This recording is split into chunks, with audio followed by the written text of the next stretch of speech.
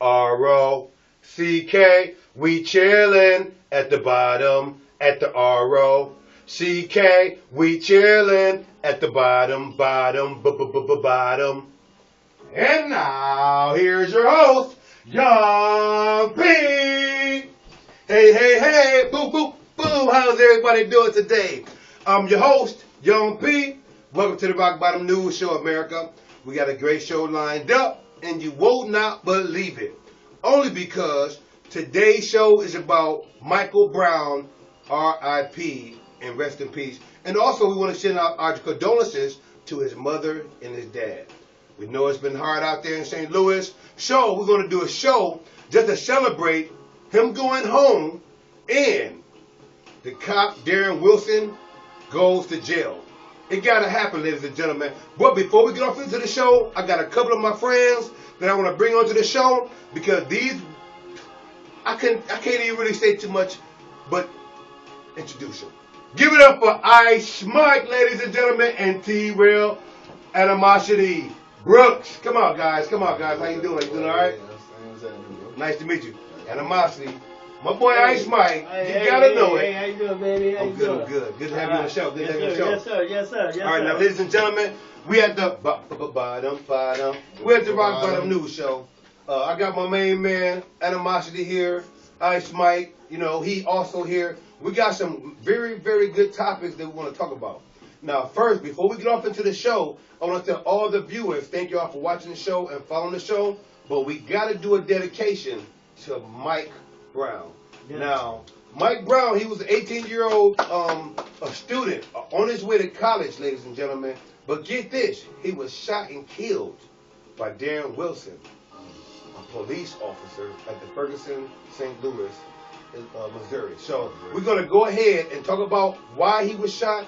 And we also have some more topics that we want to talk about. But since this is a big issue, ladies and gentlemen, we're going to get rid of all the celebrities, kick them out of the Rock Bottom News Show, all because big ups to Michael Brown. R.I.P. to you. Rest in peace. All right, now, everybody know what happened. The guys went into the store, and they actually, what happened was Mike handed a pack of cigars to his friend Johnson. Now, what people said was a strong arm robbery was a retail theft. Now, get this, ladies and gentlemen. The police that had the situation occur and the one that killed Michael Brown didn't even know what happened at the store before he pulled up in his car and told them to get the fuck out the streets. Now, we're going to ask Ice Mike, and my homeboy, also brother, Animosity, what they think about this situation. Now, how do you think they parents, how do you think, I'm going to ask you this, Animosity, how do you think that Michael Brown parent is thinking right now? Well, before I go into that, I like to send my love, my condolences to the family. True. The mother and the father, me being a proud father myself, I can't imagine your pain, me. That's right. I want to, I'll go crazy if something happens to mine. Me too. But, I will too. It's a sad situation, and I just can't picture. He right, ladies and gentlemen. It's something that no one can imagine if their child was taken from them and wasn't going to come home at all that night. So now I want to ask Mike what he think also. How would he feel if something happened like that to one of his kids? Because he had kids and grandkids, also known as AKA Ice Mike the Pimp, ladies and gentlemen, for those that don't know in the Rock Bottom News Show. But before I ask him a question, give it up for him, ladies and gentlemen, in the pimp red suit. Give it up for Mike. All right. Now, thank you, bro. You're welcome, Mike. I got you all day. Now, Mike, let me ask you a question, Mike. Now, if this was something that happened like this to your child, you also are proud African American. You've been around the Rock Bottom area for a long time, and you've been taking care of your kids as a grown man. Now, how would you feel if a police officer shot and killed your son, and he had his hands up in the sky as he surrendered? How would you feel about that if the kid was shot? Hey, it's nothing I can say, but hey, what's going to happen? It's going to happen. It's already going to happen. Exactly. It's too late. Can't get my son But back. but you have kids. You have kids, hey. and they're around that age, in between 20 to 25. Is that correct? Yes, sir. Now, what if one of your sons? Now, take this as a personal experience. Yes, what sir. if one of your sons was shot in the head tonight by a police officer? How would you feel about that if you lost somebody tonight? I'd be devastated. Okay. And, you know, I wouldn't know what to do about it. Exactly. But all I gotta do is put it in God's hand. Exactly. You know? Yeah. And go from there. Exactly. I'm You're gonna right. have to have some counseling and this and that.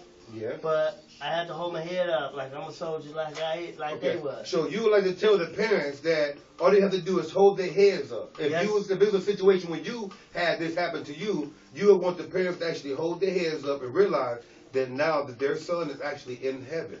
You know, and I want to say to his family and friends as well, and send our condolences, because right now there is a major riot going on that's been going on for the past week. They had a curfew out in St. Louis at 12 o'clock, and they just lifted that curfew. Yeah. And I'm just real curious.